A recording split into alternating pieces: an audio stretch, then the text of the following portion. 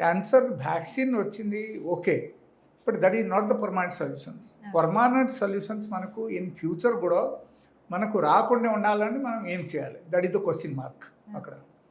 But అక్కడ మనం చూడాల్సిన విషయం ఎగ్జాక్ట్లీ ఏంటంటే ఎందుకు మనకు క్యాన్సర్ వస్తుంది. ఓకే, సో అక్కడ ఏమవుతుందంటే like we have different types of reaction in our body. Okay, one is alkaline reaction, other one is acidic reaction. These two things happens normally in all the human body. This happens. So దీనిలో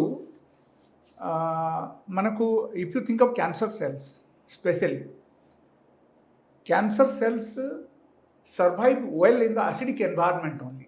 cancer cells acidic ఎన్వైర్న్మెంట్లు బ్రతుకుతున్నారు and like బలవంతంగా మారిపోతున్నారు కాబట్టి అక్కడ ఏం చేయాలి, we have to change that acidic environment, we have to change the base of the acidic.